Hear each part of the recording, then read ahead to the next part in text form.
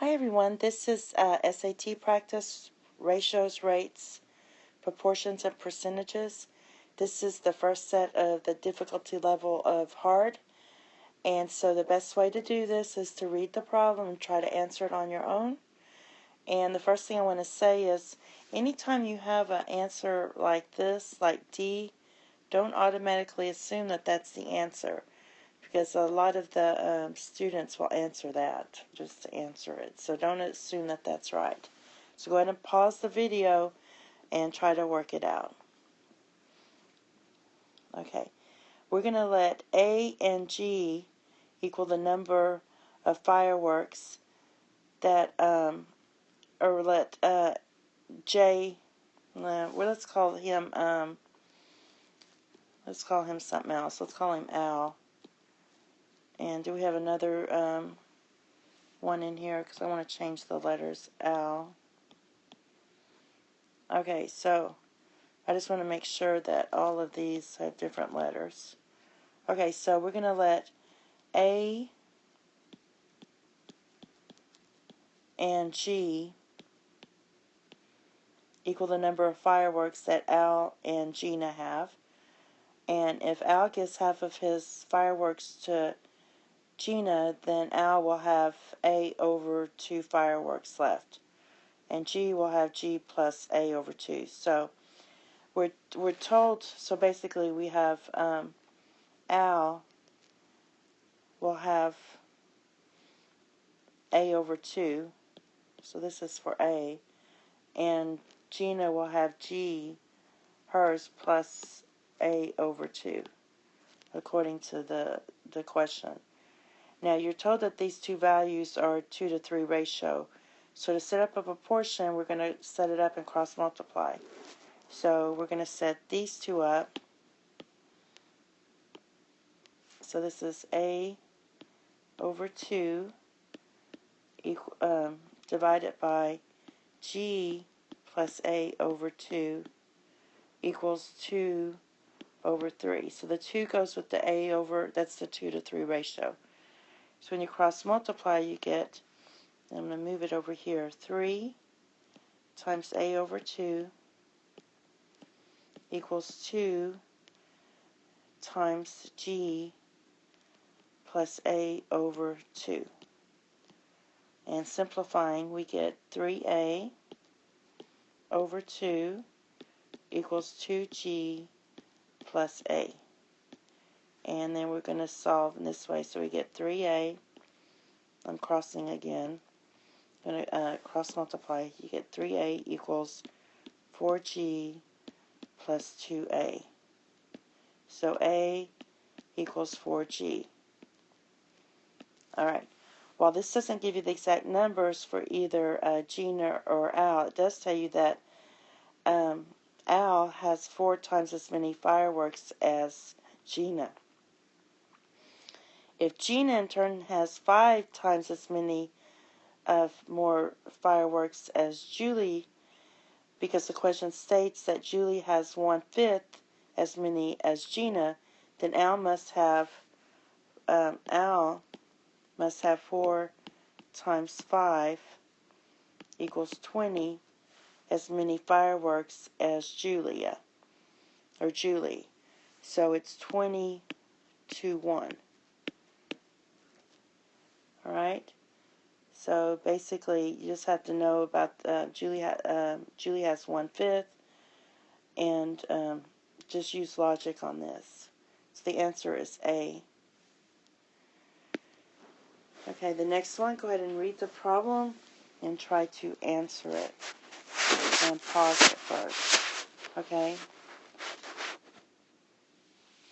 Now, when you need to find an answer that involves a percent of an amount, but you're not given the amount, just pick a convenient number and work through the problem using that number. So pick a number for the capacity of the oil tank, choosing one that divides nicely by 2 and 3. So let's let the capacity of the tank equal 600 gallons, because that 2 and 3 divides it. We're just picking a number. And given that pipe A can fill the tank in 2 hours, So pipe A, that's going to be 600 divided by 2, because that's 2 hours. That means 300 gallons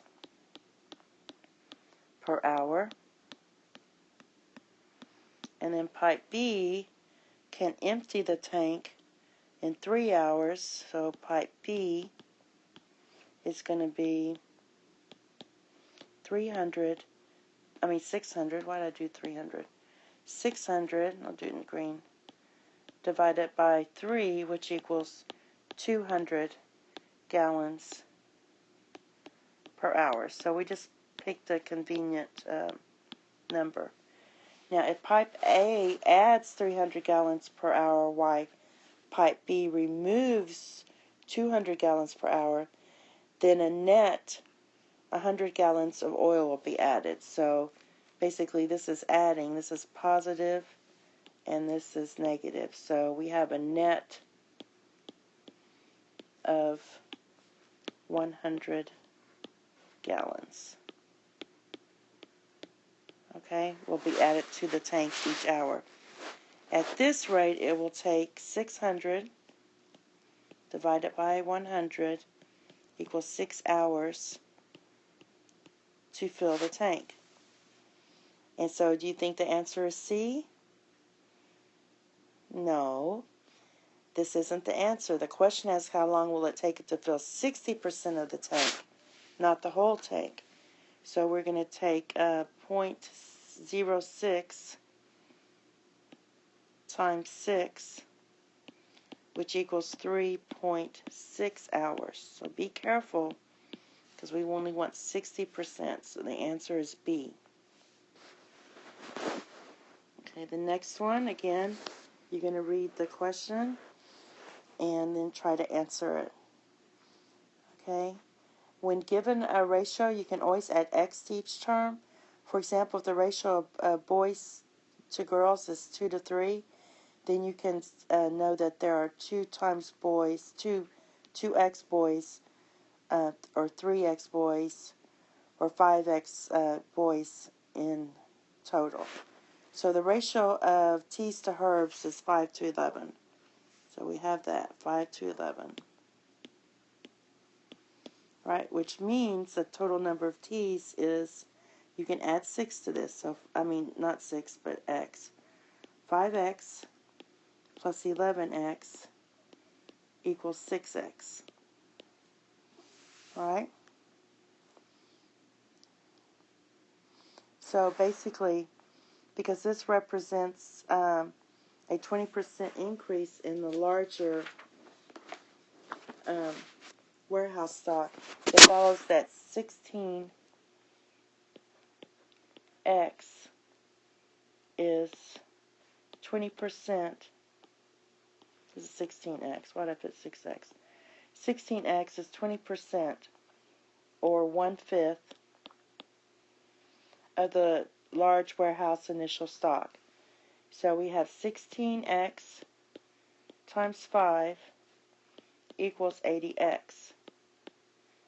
The final stock in the warehouse is therefore, you have to add these two. So 80x plus 16x equals 96x.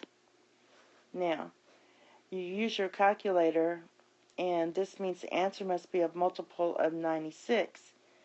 And you can quickly test all your answers here and see which one is divisible by 96. And the only one that's not divisible by 96 is C. So C is the correct answer. Okay. And the last one for this section, read the problem and try to answer it. So basically, what we want to do is, it's a great question where you can pick one of these convenient numbers to represent the variables. So say that John buys 10 pounds of cheese for 5 people. So let's just pick an answer. Say John, he's going to buy 10 pounds cheese for 5 people. So that would mean C equals 10 and M equals 5. Then everyone gets 2 pounds of cheese, right? Because 10 divided by 5 is 2. Also let's just say that 8 people come and 3 more than expected. So N, if 8 people come, that's 3 more than expected. So N equals 3. Okay, so 5 plus 3 equals 8. Now, then John needs 16 pounds to have enough for everybody to consume 2 pounds of cheese, because he already bought 10 pounds. He must buy an additional 6 pounds. So he already bought 10. So for the additional 3, he needs 6 more pounds. So 6 pounds more. Okay?